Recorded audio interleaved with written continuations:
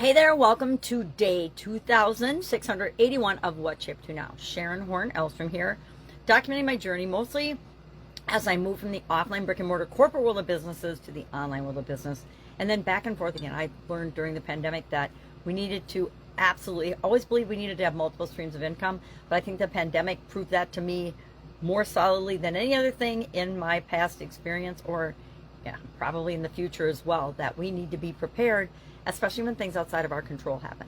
Well, today we're switching gears from financial health and well-being, financial area of the life framework, to contribution. And contribution, it is actually one of my favorite areas of the life framework, because it's about how do we show up in the world? How do we show up in the groups, and how do we show up in our life with respect to how we impact things outside of us. And so yesterday I decided, okay, I'm going to use our six senses to look at my definition of contribution, and if that's an interesting framework to use. Well, I ended up spending like an hour or so on it because it was super interesting. I have 3 pages of notes, which meant I talked way too long in the Be a Better You annual challenge. I talked, I think, 12 minutes. Yikes.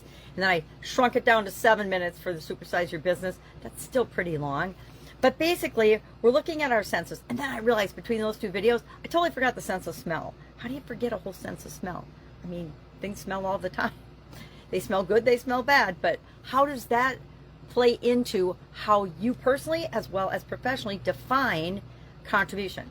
And to me, a couple of components of my definition, which I haven't mapped out again yet for this year's challenge, are, am I setting an example? Am I being a good example, or am I being a warning? And I want to make sure that I'm being a good example much more often than I'm being a warning.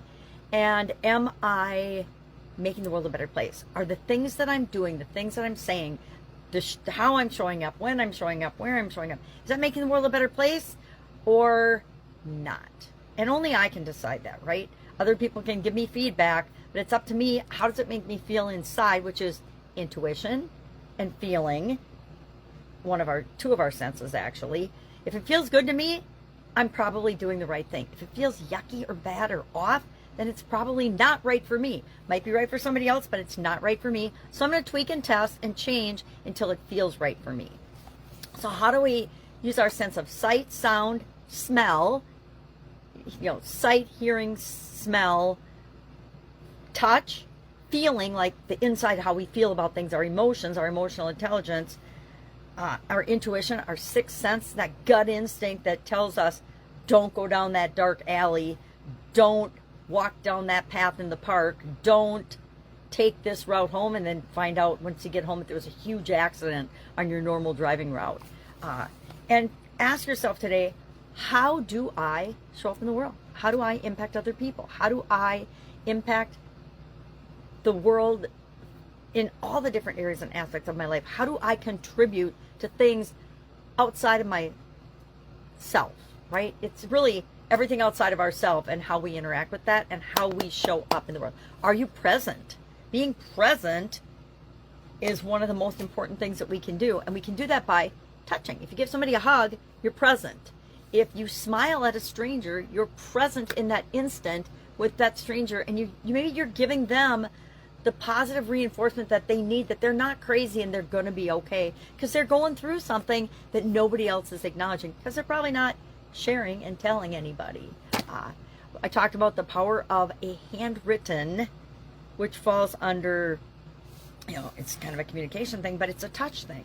A handwritten letter or card for an occasion, or just to tell somebody you're thinking about them, is so much more powerful than just a text or a quick call and a message on an answering machine, right? It has a different feel and impact to it, and it contributes in a more positive way generally than just a text or an email or a social media post, etc. So that's what I'm working on today. I'm going to have fun with this. I had fun with it yesterday. I'm going to really have fun with it today as I'm using it to define contribution for myself, both in Supersize Your Business as well as Be a Better You annual challenge. If I can help you in any way, hit me up and ask. Going on a fun little sleepover with my granddaughter to my sister's house tomorrow, because her family is out in a golf tournament. Her boys are gone, so we like to have sleepovers sometimes. It's good for the granddaughters, and My granddaughter's never done that, so I thought it would be fun. My second granddaughter. The little one's a little too little. We invited the oldest one, but I don't know if she'll be able to make it or not. We will see.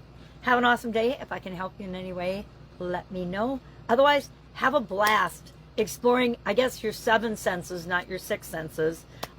If we add feeling and if we add, as in emotional intelligence, and how do we emotionally interact and feel about things, to me, that's different than touch. Touch is how things feel, but how physically actually connecting and touching things. All right. Have an awesome day. I'll be with you tomorrow.